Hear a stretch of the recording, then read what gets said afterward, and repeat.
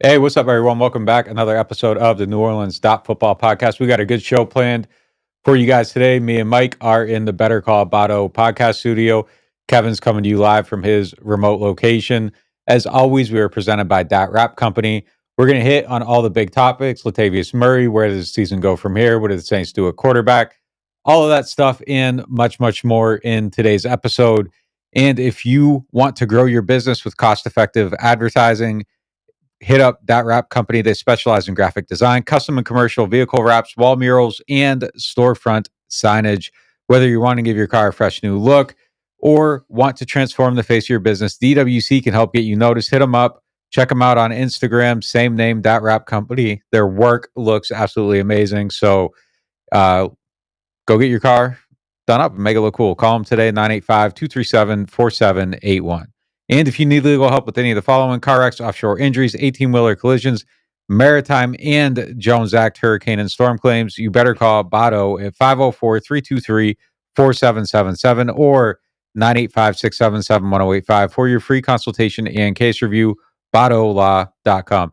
And check out our friends, Firehouse Subs, Veterans Boulevard location. Great people, great sandwiches, do great things for the community. So check them out if you are out and about in that area. Always a good time there. So here we go. We got our episode today, NewOrleans.Football podcast. Let's go.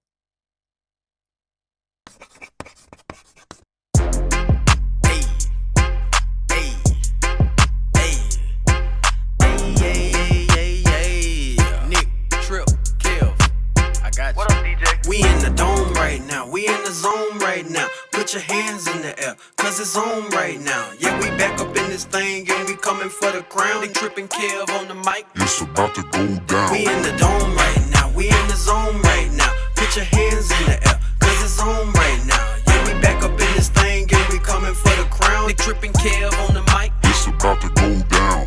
As you can tell, last year it was an off year, but we reloaded and now it is our boss year. A Devo back there, and yeah, we got the badger. Don't forget my shun and don't forget the pass rush. James QB1 dropping down to MT. Ball handed off the Alvin with the quick feet. So when you see the Saints marching, yeah, we gon' trouble you at the Super Bowl party, eating on them double. We in the dome right now, we in the zone right now. Put your hands in the air, cause it's on right now. Yeah, we back up in this thing and we coming for the crown. They tripping Kev on the mic, it's about to go down. We in the dome right now, we in the zone right now. Put your hands in the air, cause it's on right now. Yeah, we back up in this thing and we coming for the crown. They tripping Kev on the mic, it's about to go down.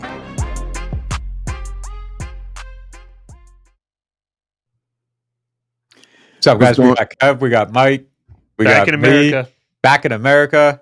What's up, mates?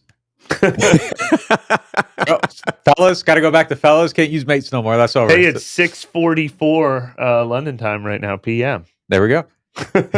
I work in my entire team is in London, so I get quite a bit of that. And every time they leave is always cheers. So I'm indoctrinated.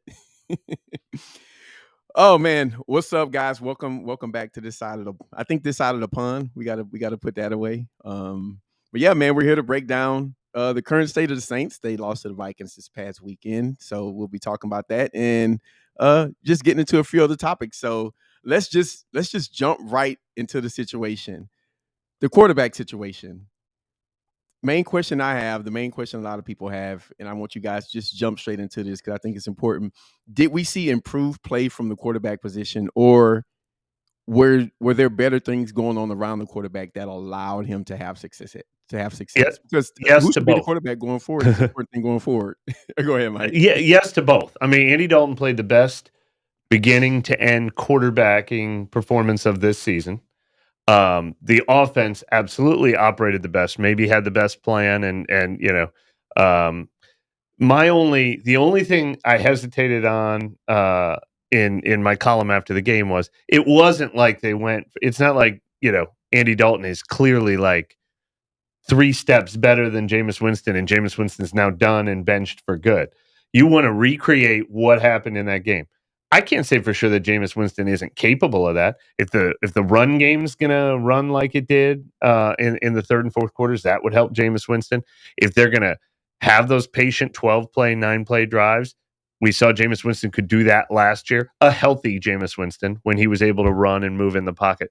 So I'm not willing to say, that's it. It's over. Dalton's quarterback for the rest of the year. Jameis shouldn't be anywhere near it. But yes, that's the game you want to build off of. And in the short term, you should absolutely keep doing it with Andy Dalton. Unless, that week off did Winston wonders and he feels like he's truly 100% and he can run and he can move and he's like, I'm 100%. I think if that was the case, his job is still waiting for him. But if he's like, I was 70% last week, I'm 80% this week, we saw enough from Andy Dalton to be like, well, let's let you rest for at least another week because the offense is doing fine without you, and we only need you back when you're 100%. Yeah, look, I thought they had more rhythm. I thought the quick game operated a little bit better. The pass protection was better in this game, and I think part of that's probably due to the quarterback. There was one blitz that they kind of let loose. He recognized it, got rid of the ball quickly. So I thought all that stuff was better. My biggest criticism with this game is I think they started out too conservative early on with their offensive play, and I think they were playing not to make a mistake. And then once they kind of got a little bit of confidence and they opened it up a little bit, I thought the offense actually got better. So I think there's things there that they can build on. I think that I agree with you. I don't think it's a situation where you're rushing Jameis back. Now I'm not telling him to stay on the shelf either, but I don't think that you feel panicked about it. I think they can win a game with Andy Dalton. I'd like to see what it looks like going forward with him. And maybe I didn't go far enough. I mean, Dalton might be better for this offense. And actually, if I had to make a decision, I might pick Dalton because we said that all offseason. This offense is built for somebody, and he was playing without Alvin Kamara and Michael Thomas. I feel like he would have been even better with those guys because he was just on time, quick decisions, throwing screen passes, thrown to the running backs, thrown to the tight end. Best thing ever happened to Adam Troutman. He feels seen again. Yeah. And kept throwing to Olave. So I guess Andy Dalton showed the blueprint. Hey, this is how this offense works best. And it's Andy Dalton's, I think it's some of his strength. I think it suits him. We wanted to see that ball get out a lot quicker. We saw it get out a lot quicker.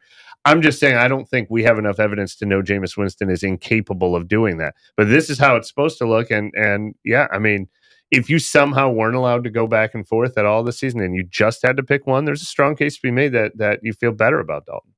Yeah, look, we got to see more before I go all the way there. Right. But I thought his game was the closest to a complete game that we've seen from this offense. And look, there's a multitude of reasons for that. The running game was better. Latavius Murray, he ran really well in this game. And like you said, they did it without Mike and Alvin. So there's a lot there to like. I think the opponent kind of set up well for them too. They got a lot of zone coverage. They were able to pick it apart a little bit. Dalton saw the field well. We got to see more. We got to see how it builds. But there are positives from this game. And honestly, I feel like there was more to build upon and what we saw this week. And it still might have got there with Jameis. They might just be figuring things out with their identity, all that stuff. But this game, Andy Dalton happened to be starting. I thought the offense played its best start to finish.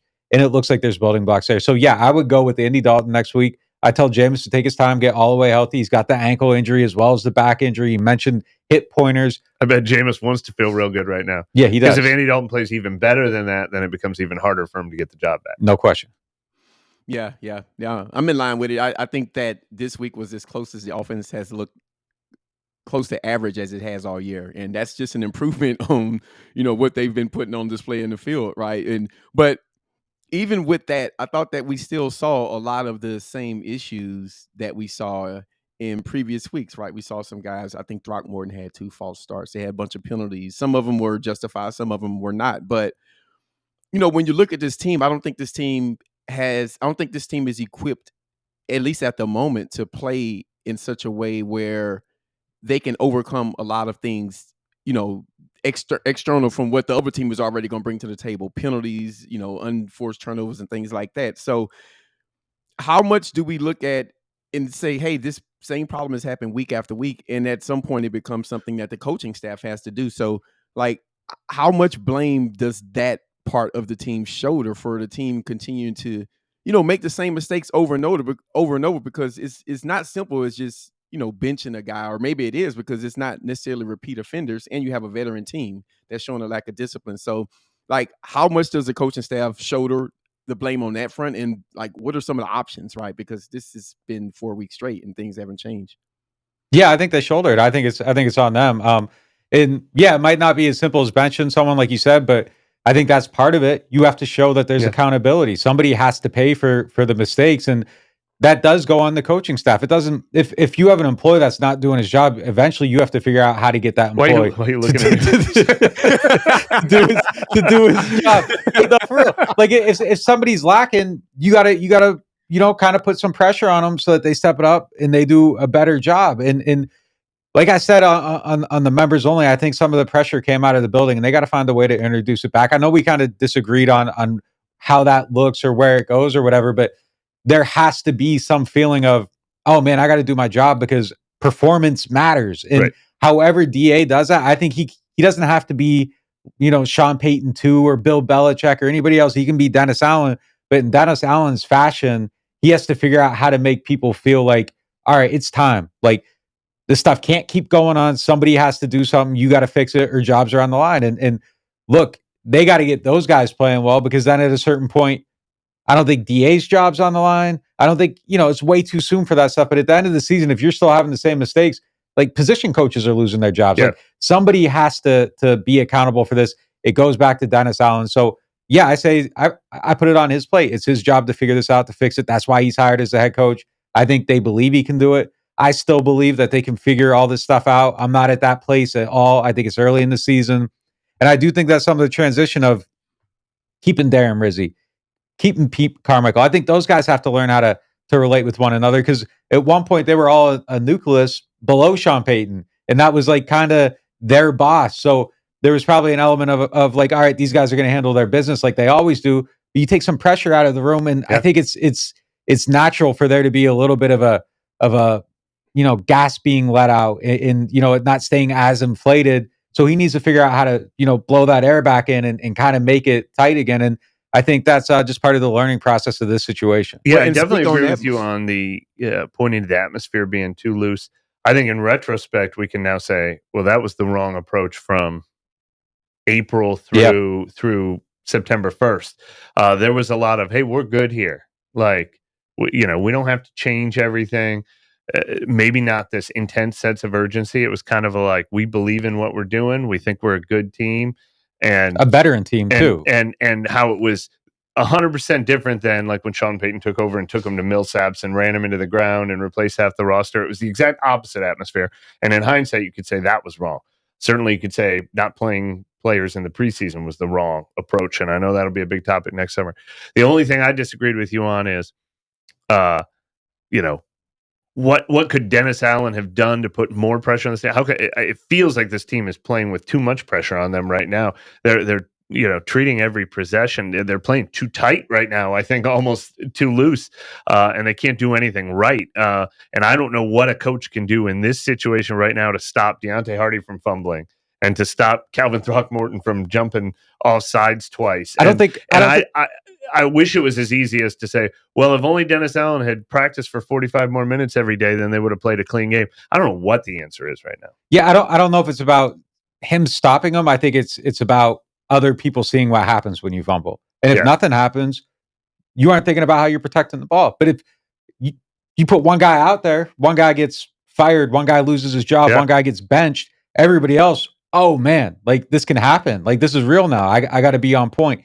And I think that maybe to this point, and DA alluded to it after the game, got to look at who's doing jobs, who's carrying the ball, all that stuff.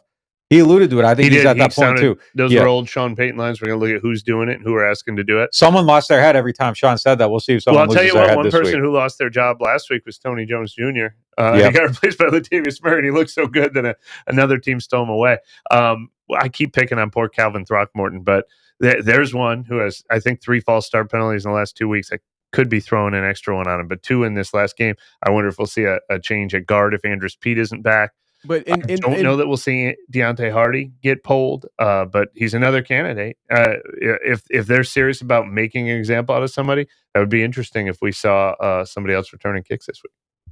Yeah, I mean, how much of a signal? And I mean, listen, and look, and here the thing with DA is, I think it's easy to say you should have done something different when we have access to the results, right? But if it's not in his demeanor or players didn't perceive him as that type of coach, then I think maybe that's a hard thing to sell, right? And that requires a little bit more of maybe the team building aspect, right? If he's coming in and he's being like hey, this is not the DA that we knew. So I'm not sure if that was his disposition or whatnot, but I do think, at the time it did seem like the right approach. And, I thought it was the right approach, to be honest with you. But I do wonder if, replacing a backup, Mike, you mentioned, Throckmorton.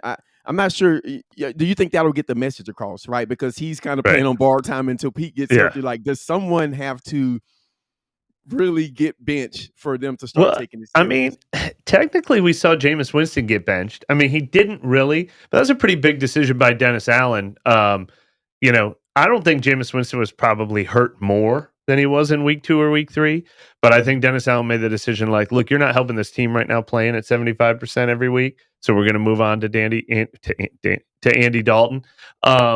Andy Dalton. He was able to do it without benching a guy, but I thought that was a pretty big decision he made. And when opportunities like that come up, he can't shy away from them. Yeah, look, I think what DA needs to do, he needs to go in the practice this week and say, next guy that fumbles is getting benched, and it doesn't matter who it is. And if it's Mike Thomas or it's Tony Jones Jr., that person gets benched. And that's how you get the message across. They got to know it's serious. There's got to be actual consequences, pressure, and it's time. This is a quarter of the season, same stuff's been going on. So next fall start, you're at it. Like, it doesn't matter. Like, there has to be a message and everybody needs to receive it. However he does that, maybe it's not that drastic, but it needs to be on a level where guys are like, oh man, when it actually happens. Yeah, unless Chris Olave fumbles. Then Chris Olave. He's a rookie. He gets a pass. Well, one thing I will say about Dandy Dalton is, it's this is crazy. I was watching the game Sunday, and it stood out to me. I was like, oh, he doesn't like to get hit. He doesn't like to get hit. That's a good trait for a quarterback, right? When you think of all the great quarterbacks, right? Like, remember Peyton Manning. When Peyton Manning know that the blitz beat him, he just jumped to the ground and curled the ball, right? Tom Brady, the same thing. Tom Brady will jump to the ground before you get a chance to sack him. Drew would take it, so I just think that seeing that, it kind of stood out, and it made me think like, when you're the quarterback, and Jameis is a competitive guy, and this is not a criticism toward him, but you got to kind of know your position on the team, and you got to know that, the team lives and dies by your arm and your back in his case, right? And so I just think that's something that they have to work through with him. And we was talking about someone who you can shoulder a little blame. I think you have to look at some of the things that's going on special teams also. When you look at this team, it's ugly. They are not good enough to play bad on offense, play pretty good. I thought they played good on defense this game. I know there were some plays that they gave up, but I think the Saints are still a really good defensive team.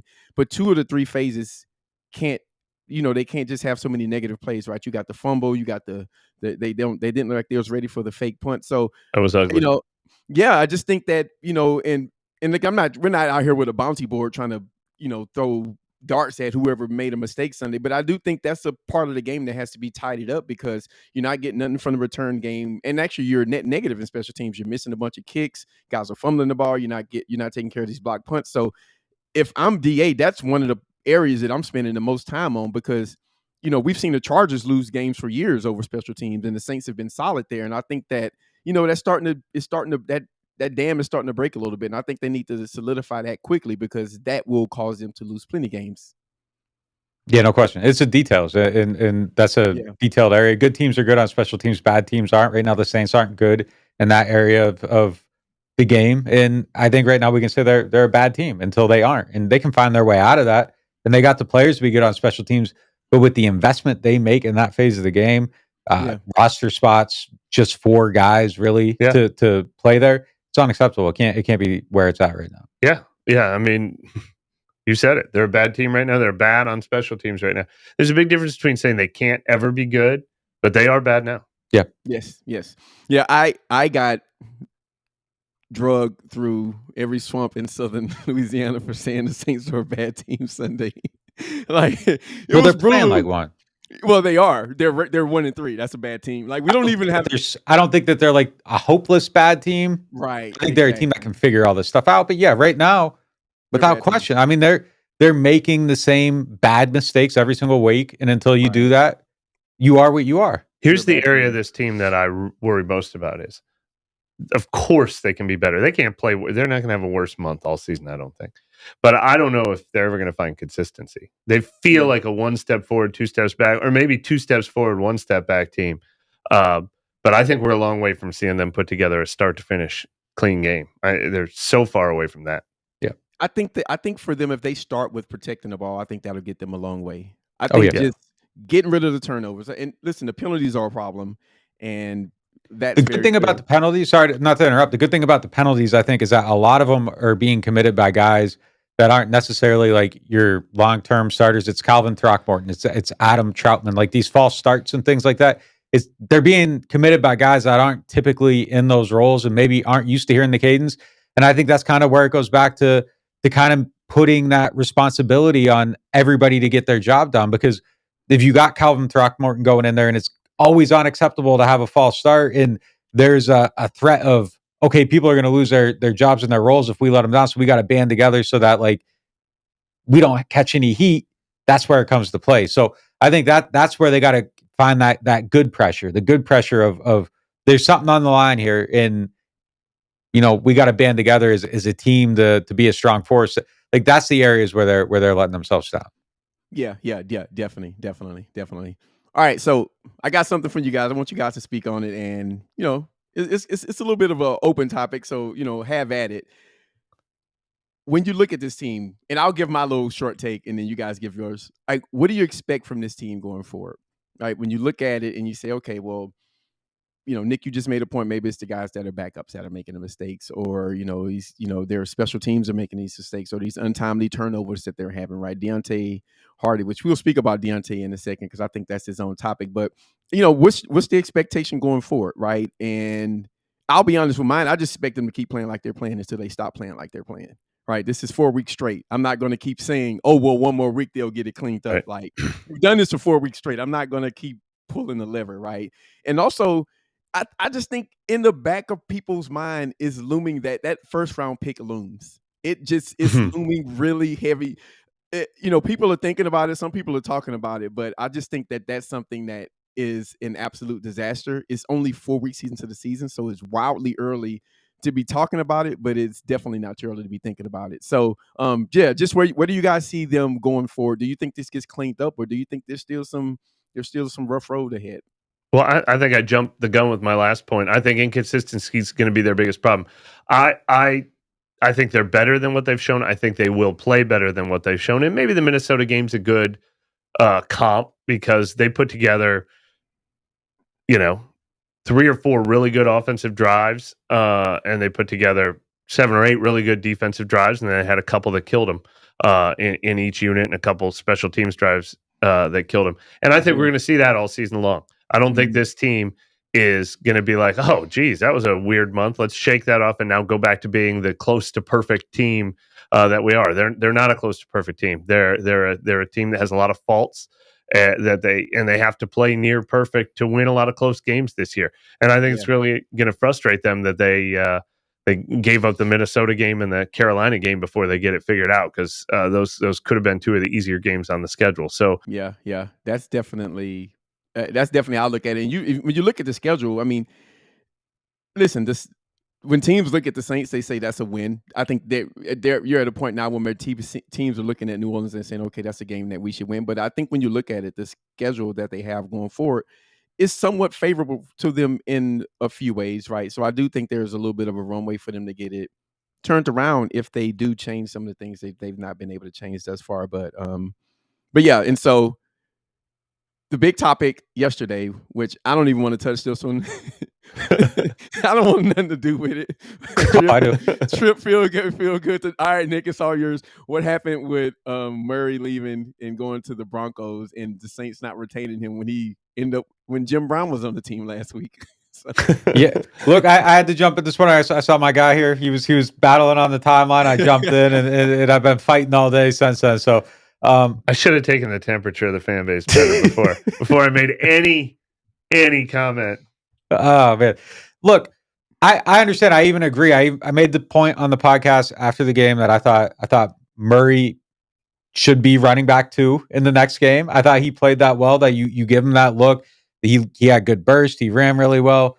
At the end of the day, though, He got offered a contract by the Saints. He turned it down. He went to Denver, and he should have. The Saints have 4 running backs on their 53-man roster. Denver has 2 and 1 on the practice squad, and the guy he's competing with has fumbled 3 times in 4 games. There's a very good chance if Murray has any juice left and Gordon fumbles one more time, that he's the starting running back in Denver when it looked like 2 weeks ago that he was retired, not by his choice. The league had quit on him. The other thing is, I get the thought process here. Like, you see a really good player you see a guy have a really good game. Yeah. And there's an offense that's kind of been struggling. It's been up and down. The running backs have all fumbled. They're a better team with him as an option. If you can weigh him against Mark, you have those guys compete or whatever. That's a better situation for the Saints. So I get it. But look, this thing about, like, I'm reluctant to talk about it, but like, the truth is they sign him to the 53-man roster off the streets. That would be, and I don't want to sound like I'm taking up for the team or anything, but like, that would be the roster mismanagement. Like, it looked like you were signing a guy for one game to play behind an injured player, take his spot. He had a good game and he got signed by somebody else. Yeah. Cutting somebody to sign him when you really only were thinking you'd need him for one game because, again, the whole league thought he was done being an effective football player. That would have been the crazy move to me. So I struggle to criticize him for this. I think they deserve criticism for a million things right now. Latavius Murray coming in, having a good game and leaving is something that they couldn't have really done anything about. There's 2 topics here that I was taking jabs over, but I was, trying to explain my thoughts on 2 of them. I started by pointing out that I think Latavius Murray and Mark Ingram are basically the same. They're not the same guy because they're built different, but they're in the same tier. I made a joke that they're the Spider-Man meme. They're both 32 years old. And even when Latavius looked good, it was 11 carries for 57 yards. Just 2 weeks ago, Mark Ingram had 10 carries for 58 yards. Yes, he fumbled, obviously. But it's not like Mark Ingram fumbles every 3 times he touches the ball. It's the first time in his career he's fumbled twice in one season. They were just like 1 fumble a season. If he fumbles every week, then get rid of him. But yeah, I was completely with you. If they wanted to give Latavius Murray more carries this week than Mark Ingram, sure. But, to think, they were about to cut Mark Ingram on a Tuesday and sign Latavius to a 3-year deal. Like, no, I didn't see that coming. The second thing is defending what the Saints did. So the only counter argument is that the Saints should have known last week that they had to lock Murray up. Right, and there's no reason to they think had to that. be like, we have to get him in the office, sign him to a guaranteed contract, because when we put him out there in London, the league is going to see he's so good that they're going to all try to steal him away from us. Of course they couldn't have seen that coming. He didn't get visits from the other 31 teams for 9 months. He didn't get invited to training camp. And they're supposed to know that he was going to get stolen away from them on Monday morning. It would be different if they watch that game. They're like, no, we don't believe it. We're starting Tony Jones ahead of you. Go back to the practice squad. That's not what they did. They were going to sign him to their active roster, but the other team signed him away. So that's bad luck. That's bad luck for sure. But I think they're just picking a punching bag, and I get it. Nerves are frayed right now. One more quick point. Like, the thing that he did really well in that game too is he ran through contact. You aren't tackling live in practice, so I mean that's one thing that would have been hard to see. The other thing is, if you're Latavius Murray, like, just to cycle back a little bit, if you're staying on this team and you want to compete, you have to beat out Mark Ingram to be on the active on game days. If he beats out Mark Ingram, then one of those 2 guys probably isn't going to be active, because your third running back has to contribute on special teams. What's Mark do on special teams? What's Latavius do on special teams? So he had we haven't mentioned the name Alvin Kamara. I mean, he left because, God willing for this team, first of all, they have to get Alvin Kamara back healthy. And maybe it was a smart decision to give him a week of rest, and maybe he'll look more like Alvin when he comes back from that. But if Alvin Kamara is Alvin Kamara, then Mark Ingram and Latavius Murray are fighting for a very small role behind him. Yeah, and whoever loses isn't going to be active, because your third running back has to contribute on special teams. So there just wasn't a good role for him here, and he should have left. Javonte Williams tore his ACL. He's 1 fumble away from being the man. Like, after, again, the league retired on him. So it's a hit, though. Like, they're a better team with Latavius Murray as an option. It is a hit. Like, I'm not going to sugarcoat it. Like, he might not be as good as he was in this game, but without him, it's not as good as having both these guys as an option. But there's no guarantee he's even going to look that way next week. Like, he was one bad game away with the Saints to being behind Mark and we being never buried. know with the run over. game how much of it is the line finally started blowing some holes Well, open, and he was running through contact. He was running through contact too, but I have a feeling that all three guys we're talking about. Yeah, and first of all, as I talked to Eric McCoy about it today, he said, "Hey, we finally got to run the ball in the second half. Yeah, we didn't even get a chance to do that earlier this season. So if that's what this run game is about to look like, then I think Kamara and Ingram can have success as well too." Yeah. I mean, just a short thing I'll add to the end of it is, I think most fans assumed, and I'm pretty sure I did too. In fact, I know I did, was that once you sign a guy to the practice squad and you play him on the game, then he's automatically probably on the roster, and that they somehow maybe put him back on the practice squad and then he got snatched. So I don't think people understand the nuance of, hey, this guy, he just didn't choose you. you know, he left you, right? He didn't want to be here. And I don't think that is really clear to a lot of people, but 12-second interjection right here. Yeah. So you can't even protect the guy until Tuesday. So they play in the game. If they get elevated from the practice squad, you're a free agent on Monday. That's your audition to the whole league. That's your opportunity to go somewhere else, because you were put in this position to play in a game without actually being on the roster. So you're a free agent. You're allowed to have those agents or those contacts with the other team. Your agent handles that. He has a good agent. A good agent is going to see his client average 5 yards per carry, shop him around, see what the options are. He's going to see Javonte Williams tore his ACL. He's going to guide his player to go there. So, I mean, that's just what the process is. And then Tuesday, when the transactions go through at 3 Central, you can put a protection on someone so no one else in the league can sign them. But until then, that's your audition and your opportunity to find an actual job with another team. Okay, 3 things. 1, that was more than 12 seconds. It was. That's true. It's a 12-second interjection thing. After I had your back today? There's a little bit of a new format with 12-second timeouts. Yeah. 12-second timeout. Yeah. 12-second timeout. 2, I think I know a little bit about football, and I didn't know that. Well, they're changing these rules. It started with COVID, and then it changed a little last year, and then it changed a little more this year. So anybody who knows all the rules, there's so many I don't know, like things that were 3 weeks last year or 4 weeks now. Like, yeah, every Saturday they said they called this guy up and they used their this on this guy, and I'm like, they're still doing that. Like, it's hard to keep up. It's all over the place. You're special right now if you know them all. Yeah. Last thing is, man, it's bad place when you're debating if a guy who was retired should be on the team. It's just a really dark place. All right. So it is a dark place right now. It is dark. That is the one thing that was, it was clear already, but it was definitely clear during a day's worth of Mark Ingram, Latavius Murray conversations. Nerves are frayed right now, man. Yeah, don't engage on losing weeks. That's my that's my motto. On losing weeks, do not engage. All right, let's move through some of these topics. There's a few more things I want to get through. Deontay Hardy, he's been in tweets lately. I'll put it as that. Underhill, I think you got something to say on this one. Well, I mean, look, he's a guy without a contract, and a guy without a contract only benefits by playing well and having good moments so they can go out and get a bigger contract. So I think he has all the motivation in the world to play good football. And he talked even this offseason about trying to rededicate himself to the return game and how he wanted to make a big impact there and everything.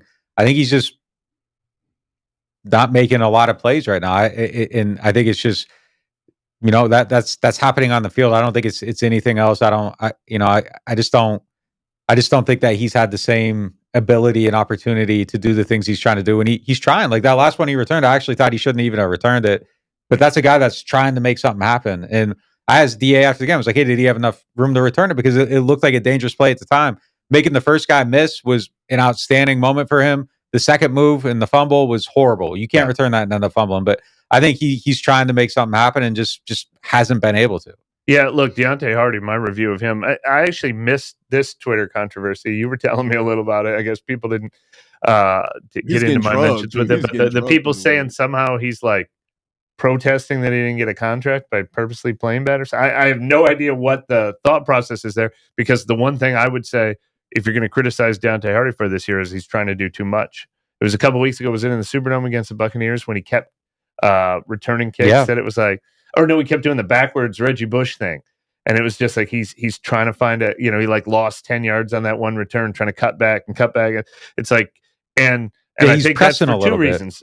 He's pressing for sure, and that's what he was doing on the fumble. Mark Ingram's explanation of all fumbles, but could have definitely been talking about that one. Is you got to realize you got to live to fight another day. When don't try to make something happen when it's not there. Like that's when you let the play end and move on to the next play. But he's pressing for two reasons. Maybe he's pressing because he needs a Pro Bowl type of season to hit that big contract, and he's lost Jameis Winston for the time being, and Chris Olave took his deep threat role, and this is a very frustrating year for Deontay Hardy, so that could be affecting his performance without question. But he's also pressing for a team that until we saw them in London had gone, 3 straight games without being able to score a touchdown in the first half. So, this is a team that doesn't need to be fair catching all the time. If they hit one home run on a kick return, it could be a game changer.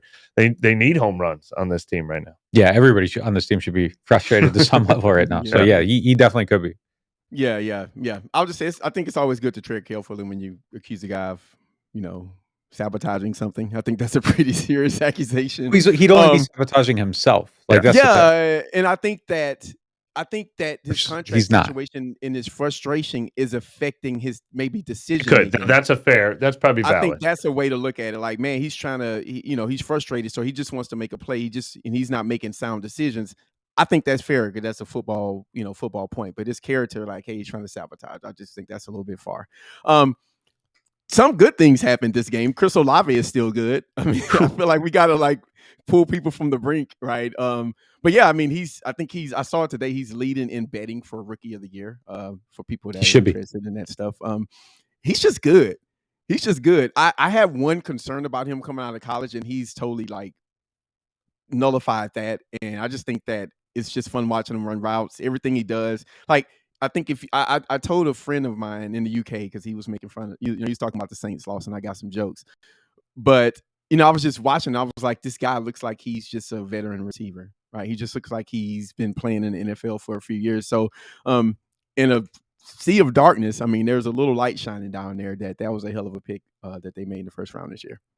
Yeah, he's been tremendous. Probably the best thing they did this offseason. I think I'll let you share this more, but you made the one point that possibly down the road, if there is a criticism about this pick, it's that they should have traded this year's first round pick to go up and get him instead of next year's.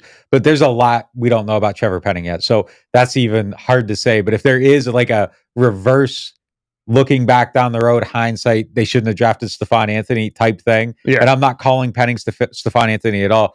That would be the one thing, just given how this season goes. But look, they operated, as you said earlier, that a lot of stuff was going to be fine, and that was one of those things. They were going to. Well, that's true. Yeah, but yeah, I mean, my point that you were referencing was they traded away next year's first rounder so they could have 2 first rounders this year. They were going to get Olave this year, no matter what. If they left the 2023 first round pick under lock and key, they would have packaged, first, second, third, or whatever it took. It might only taken a first and second. I don't even remember the math because it ended up being 5 picks or whatever. But they originally had 18 or 19. They originally had 18. They would have moved up to 12 for Chris Olave. That wouldn't have cost next year's first round pick to do that. They were going to go get him. They wanted him bad. And that looks right. The trading away next year's first was for Trevor Penning. I mean, it was basically exactly. They ended up with the 19th pick instead of the 18th pick. That's basically a 1-for-1. They traded their next year's first for Philadelphia's to take Trevor Penning. Is basically how you can look at that. All the other stuff was what they paid to get Chris Olave. Yeah. I mean, I'll be honest. At the time, I was in the group that said, "Hey, I wish they would trade this Penning pick for a future first, so they can still have a first." But if Penning becomes a really good left tackle, and those guys are worth $25 million a year, then it's going to be. I said the same thing when they traded up for Kamara. I was like, "Oh, don't give away the pick," and he turns out to be all pro. So, Well, Mickey Loomis's explanation for that is always, we love the player and we want him to get him in the building a year earlier. And it's a great theory if Trevor Penning's the right guy. The thing that's looming over it is 2 things: quarterback. And if this team's bad, then they traded a top 10 pick in next year's draft or a top 5 pick. I mean, I'm not going there yet. But that's when the panic is going to set in, is that pick's going to keep going up. At the time, they thought they were probably trading something in the teens or 20s. If this is a bad team, they traded a seriously high pick away to get Trevor Penning. Yeah. I mean, I went there a little earlier this pod, so I can't front. But I mean, that's just going to be something that's going to be going on all season. I think after the game when they lost, I think it was like the 3rd pick or something. So, and that, I mean, obviously they don't. Don't put it that was bad at the right time now. because It's not the right time. no other team had lost, right? So they had more losses, 3 losses than other than a 0-3 team, which I don't know. And if they had only held on to Latavius Murray, they could have traded him for next year's first, because that's kind of his been right now. Come on, man. People are hurt. Like, I'll say this about the Latavius stuff. I love how passionate everybody is. And like, that's what makes what we do work, is that people care about Latavius Murray. There's fan bases where people don't care about Latavius Murray. I'd rather cover the team where everybody is mad about Latavius Murray, and because when things are not going horribly, that makes it more fun because everybody cares about what we're doing. So, without question. Boy, it's bad when this student's not going well, though. It's a little rough. All right, so another thing that has been, I think it's a problem. I took some heat for this because I said they need to fix their own issues first, but I think the referees I thought they were problematic on some calls this drive on this past game. This isn't the first time this has happened. The referees have a history of sticking it to the Saints. Even earlier this year in the Bucs game, I thought there was a drive where they pretty much it flipped the game. Basically, some penalties that were called that I don't think were warranted. So, just what's your take on it? The referee situation, is it something that that DA should be calling the front office about, or should he just be calling the league about, or should he just be focusing on trying to get his team better? I mean, it's probably both, but you get the question. Well, it's such a conspiracy theory around here, and I hate when you can't brush it off and say these things even out, because they don't really even out for the Saints. I mean, I did a story in my previous job where it was something the Saints were really upset about and had brought to the league's attention, was this incredible run of like the last 4 or 5 years in a row where the opponents weren't getting penalties called on them. And somebody, as people have made the point, and I agree with, the league isn't competent enough to have this like widespread, every official that they've hired over the last 4 years is in on this. All right. Secret society where they don't call things against the Saints, but maybe there was some sort of bias. Maybe some people were friends with some people that Peyton had treated poorly, or there could be a little something to it. In general, though, I can't. It's so hard for me to believe that like there is a directive and a mandate that the league, that all the officials have to make sure and lose the game for the Saints. But then when you see game altering things like that, it's frustrating, and I understand why, because those things have not evened out for the Saints. That last drive, if we're going to put each call under the microscope, Marshawn probably did commit pass interference, but it should have been offsetting penalties, because Thielen definitely jerked his face mask. And on the very next play, maybe Olave, maybe it was hand fighting and they didn't have to call it. But that's frustrating when, the fans here are already so hurt and sensitive over officiating. To let it come into play at the end of a game is very frustrating, and the team was reeling over it too. They didn't like that call on Cesar Ruiz that killed a drive early in the game either. It stinks that those things can make an influence, but I have a feeling this is going to be the point Nick's going to make that we made after the game too, is the Saints aren't playing well enough to say that's, to pin it on that. They're leaving themselves up to one bad call doing them in. Yeah, the officiating is ass. It's always going to be ass. The Saints should know it's going to be more ass against them than other teams. So don't fumble twice. Don't have the penalties, because you can't beat the officials and yourselves and your opponent. They're playing 3 teams every single week right now, and they just got to cut that down to at least one with the self-inflicted stuff. So you can't control that, and you know what it's going to be. So just make sure that you aren't squandering opportunities to make sure that the officiating can't affect the outcome of the game. And that's a horrible way to have to exist, but that's the reality of the situation, and they can't change that, but they can change not fumbling upon, or the quarterback spinning into a fumble. So those are the things they need to take care of. Yeah. So the conclusion is that the former host of the NewOrleans.Football podcast, Sean Payton, upset a few zebras and is still running over. So, and you saw how I didn't say former Saint coach, I said former guest. So I take pride in that. That was very deliberate. One thing that I thought that stood out this game, and just a couple more things here, is I thought the pass rush started to come alive a little bit. I thought it came alive in the form of two players, their starting defensive ends. I think some of the other players are, they just haven't shown up yet. It's early in the season. I think, I haven't seen much from Onyemata yet. Peyton Turner as a pass rusher, some of the other guys. But I thought Davenport and Cam Jordan, I thought they had some rushes the same. One of Davenport's hits saved a touchdown, and he had some other pressures, and Cam was all over the place. So if there's anything you want to look at good from this previous game, I think pass rush is something that definitely, stood out, because then they was able to get it with 4-2 at times, and when they blitz, it got there even better. So I thought that was a positive for him. Yeah, I think you kind of said it. I thought it was a good game for Cam. That was big. Needed to see him kind of just, keep showing that he has it. Not really a huge concern, but at his age, you still like to see it. And that was probably his best game, really impactful.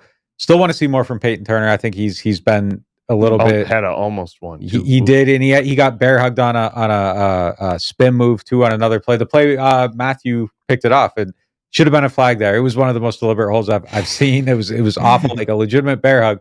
But yeah, overall, I'm not worried about him. I think that's we a made that resolved point concern. 2 weeks ago that we didn't think the lack of pass rush in the first two games, it was so clearly because of the opponents they played. So we're seeing that play out.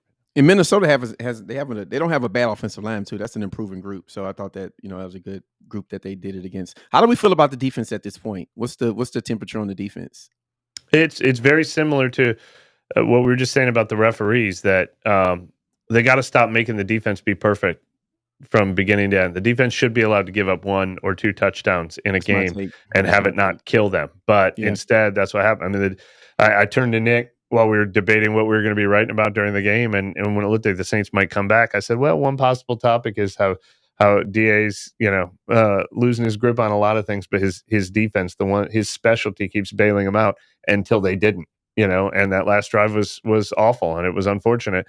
But the standard shouldn't be that the defense has to be perfect the entire time. Now, it would be nice if they were making a couple more of the game-changing plays, that they let like Carolina make against them. But they're asking too much out of that unit right now, and they're giving about 90% of what they need, and I guess they need 150% instead.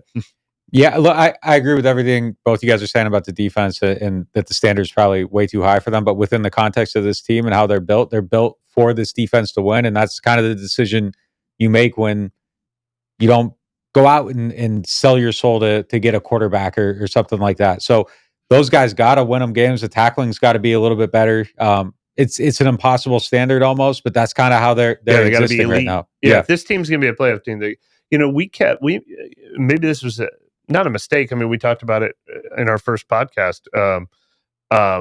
We kept saying the team should be better than it was last year because of all the things that went wrong last year. But the one thing I said that I did not think was going to be better was the defense for like the last 10 weeks of last season was maybe the best defense in the NFL, and the best I think it had been in this entire 2017 through 2020 era.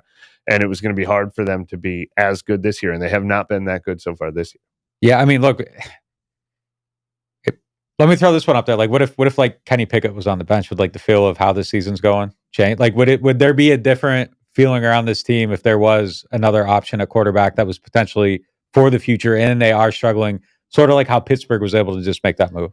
Yeah, well, yes and no. I think this team should be playing for now because five of their 6 best players are an aging Cam Jordan, an aging Demario Davis, Alvin Kamara, who plays a position that has a short shelf life, Michael Thomas, who plays a position and has injuries that are a short shelf life. Those are probably 4 of their 5 best players.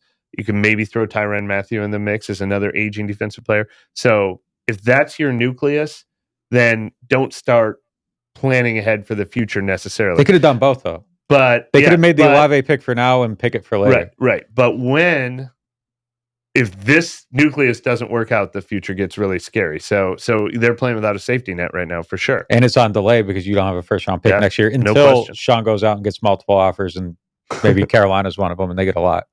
Man, you got to pray that one of these quarterbacks become a free agent. Yeah, that's the best bet is using this roster to recruit whoever next year's Russell Wilson is. Yeah. Insert yourself with Michael Thomas, Chris Olave, potentially Jarvis Landry, and visualize yourself in this. Mitch Trubisky's now available, probably. You know, I've made this point a million times. If they decide to go the veteran route, I mean, they got Andy Dalton for free this year. They got Jameis Winston for free a couple years ago and cheap this year. Wait till you see the unemployment market at quarterback next year because of all the ones that are going to come in. Now, it's not going to be pretty. It's going to be Baker Mayfield. It's going to be, maybe Zach Wilson. It's going to be maybe Daniel Jones or whatever. But there's going to be some to choose from. And if they find one they like, you're going to get cheap guys who failed in their first stop. That's for sure. Yeah, definitely. Man, that's all. That's it. We're done. Thank you guys for showing up, man. It's Tuesday. Hold on. Four words each. Like, do you think they can bounce back this week? Everybody. Kevin, go first. Oh man, I was trying to think about how not to swear. They play Seattle. I think so. I think they beat Seattle. I don't know if they look. That's more than 4 words. They beat Seattle. Yes, they beat Seattle. There you go. That's 4. How about they damn well better? Yeah, if you can't win at home against Seattle, then I don't want to be in those mentions next week. It's real panic time. Yeah. If they lose to Seattle, then. And Seattle's not horrible. Geno Smith is actually playing way better than anyone expected. But there's another one on the schedule. You're not going to get back. If you don't, they can't lose this one. If they lose this one, then I think the season is in real trouble. Yeah. I'll just put on my sign. They need to respond. Like it's huge. Yeah. It'll be interesting to see. But if you guys do want to enjoy watching Saints football, I would say just put on, just find number 20 on defense and just stare at him the whole time. I guarantee you it will be entertaining. That's what I started to do. I'd like to see 23 play. I mean, he my argument was he up until this last week, he was probably the best player on the team, Marshawn Lattimore, and I still think he can be, even though he had a rough day. And now here comes DK Metcalf. So yeah, I mean, other teams have good players too, and sometimes they have good games. And I didn't think anything of the game for, if he doesn't give that last big deep pass, I think we're probably giving him a pass saying, all right, he played well enough to shut down Jefferson with the last pass, kind of, an Instagram thing that they got going on now. It just kind of blurs his play for this past game. But everybody got a lot to prove. I mean, we'll see. I think the leadership is the strength of this team. It has been in previous years, and I think this is the time where you go to the bank and you make a withdrawal on that leadership. DeMario Davis, make sure these guys don't lose this. Who's the leader of the offensive line? Like someone has to hold someone accountable, and the leaders have to step up and say, hey, like this is not the standard, this is not acceptable, and this is not how we roll. And if that don't happen, then they're going to continue to lose these games against teams they should beat. And so I think that's the state of the team, and we will continue to cover it, whether they give you guys something to smile about or frown about. That's all we can do is call it how we see it. And so thank you guys for joining us. If you're not signed up to NewOrleans.Football, then I mean, you got Nick Underhill and Mike Triplett sitting over there. I don't know what you guys are doing, but figure that part out. Go take care of it because we're still getting better in this thing. So thank you guys for joining us. You guys be good. We'll see you soon. We out.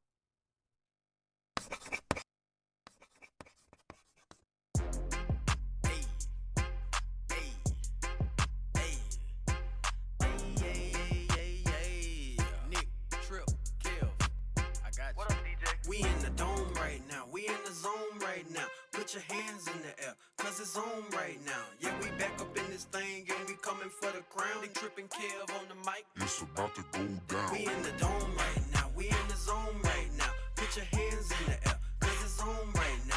Yeah, we back up in this thing and we coming for the crown. They tripping Kev on the mic.